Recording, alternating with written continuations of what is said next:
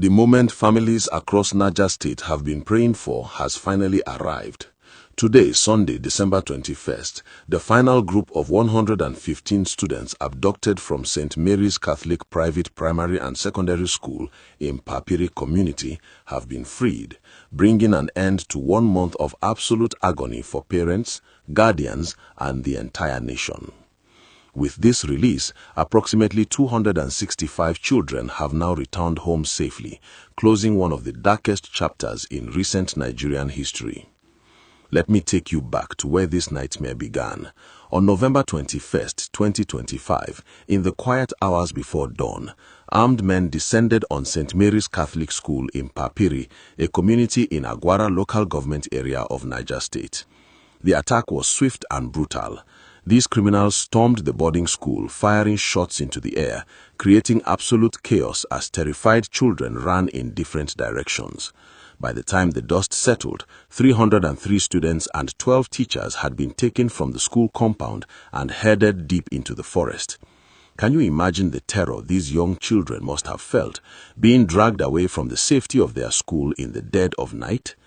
In those first chaotic hours following the attack, about 50 brave students managed to escape on their own while the bandits were moving them through the bush.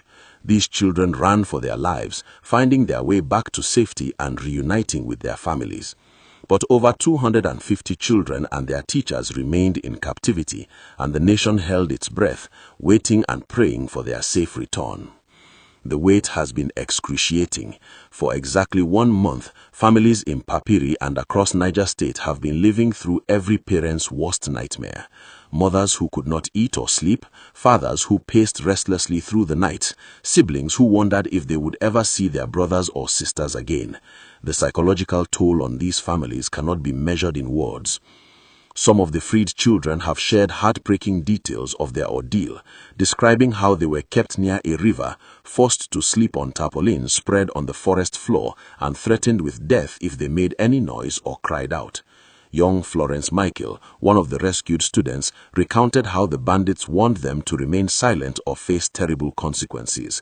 These are children who should have been in classrooms, learning mathematics and English, not sleeping on the cold ground in a forest, fearing for their lives. The first major breakthrough came on December 8th, when security agencies working together with the Office of the National Security Advisor managed to secure the release of 100 students. The joy that swept through Niger State that day was overwhelming, but it was bittersweet because over 100 children still remained in captivity. Parents whose children were released thanked God with tears streaming down their faces, while those still waiting continued their desperate vigil, praying that their turn would come soon. And today, December 21st, that prayer has been answered. Officials from the Office of the National Security Advisor confirmed to journalists that the remaining 115 students have been freed and are safe. The operation that led to their release involved sustained security pressure and coordinated efforts between multiple agencies.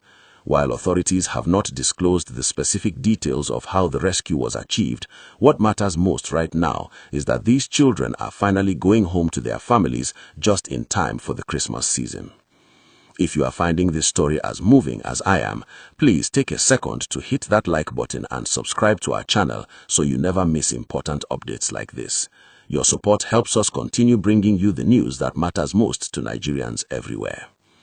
This mass abduction at St. Mary's School was not an isolated incident.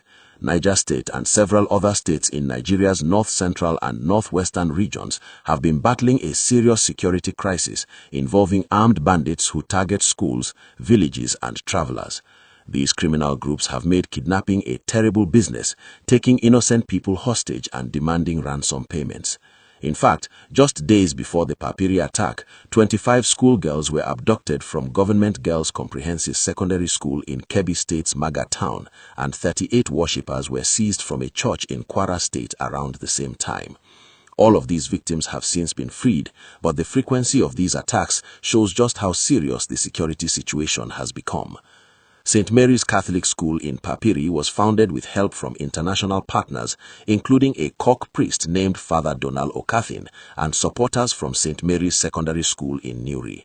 The school is managed by the Missionary Sisters of Our Lady of Apostles and has been providing quality education to children in that community for years.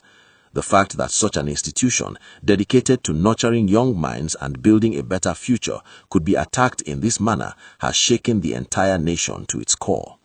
The psychological impact on these 265 children will require serious attention moving forward. Being forcibly taken from school, held captive for weeks, separated from family and living in constant fear creates trauma that does not simply disappear when they return home. These young people will need counseling, medical care, and a lot of love and support to help them process what they have experienced and begin healing. Some of them may struggle to return to school, haunted by memories of that terrible morning when armed men invaded their campus. President Bola Tinubu has been closely monitoring this situation and has repeatedly commended the security agencies for their efforts, while also charging them to ensure such incidents never happen again. In his statements, the president made it clear that Nigerian children should no longer be sitting ducks for heartless criminals who want to disrupt their education and subject them to unspeakable trauma. He has called on security forces to work with state governors to prevent future kidnappings and make schools safer for all students. Governor Mohammed Umaru Bago of Niger State has also been actively involved throughout this ordeal, receiving the released children and assuring their families of the government's commitment to their safety. When the first batch of 100 students was released on December 8th, Governor Bago received them at the government house in Minna and promised that the remaining children would also be brought home safely. Today, that promise has been fulfilled. The resilience of the Nigerian people shines through even in the darkest moments. Despite the very real dangers, schools in these affected areas continue to operate because parents and educators understand that education is the pathway to a better future.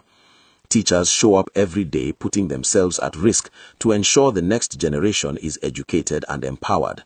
Parents continue to send their children to school because they refuse to let fear rob their children of the opportunity to learn and grow.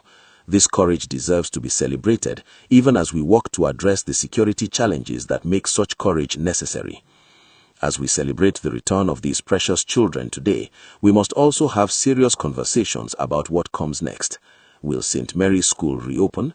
Will parents feel safe sending their children back? What concrete measures will be put in place to protect students and educational institutions from future attacks? These are questions that government officials, security agencies, school administrators, parents, and community leaders must answer together. Every Nigerian child deserves to attend school without fear, and it is our collective responsibility to make that a reality. The families of Papiri can finally breathe easier tonight. After 1 month of tears, prayers, and sleepless nights, their children are coming home. This Christmas season will be extra special for these families as they hold their children close and thank God for their safe return. But even as we rejoice with them, we must remain vigilant and continue demanding better security measures to ensure no other family has to go through this nightmare. Make sure you stay connected with us for more updates on this story and other important news from across Nigeria. Hit that subscribe button and turn on notifications so you are always in the loop.